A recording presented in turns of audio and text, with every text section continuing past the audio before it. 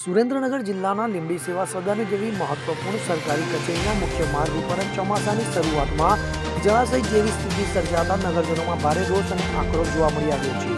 શહેરના અન્ય વિસ્તારોની જેમ અહીં પણ વરસાદી પાણીના નિકાલની યોગ્ય વ્યવસ્થાના અભાવે સેવા સદનનો રસ્તો બેટમાં ફેરવાઈ ગયો છે, જેના કારણે સરકારી કામકાજ માટે આવતા સામાન્ય નાગરિકો, ખાસ કરીને મહિલાઓ અને વૃદ્ધોને ઘૂંટણસમા પાણીમાંથી પસાર થવા માટે ભારે જહેમત ઉઠાવી પડે છે. તો આટલું જ નહીં, આ કચેરીમાં ફરજ બજાવતા કર્મચારીઓ પણ આ વિકટ પરિસ્થિતિઓનો સામનો કરવા મજબૂર બન્યા છે. તો અંધેરી નગરી જંતુ રાજા જેવી કહેવતને સાર્થક કરતી આ સ્થિતિ વચ્ચે તંત્રની ઉદાસીનતા સામે લોકો પ્રશ્ન કરી રહ્યા છે કે કચેરીના આંગણે આટલી મોટી હાલાકી છતાં જવાબદાર અધિકારીઓ ક્યારે જાગશે.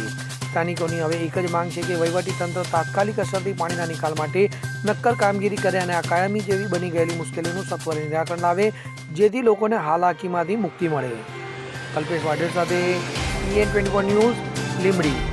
હવે જુઓ દેશ દુનિયાની તમામ ખબરો તમારી આંગળીના ટેરવે.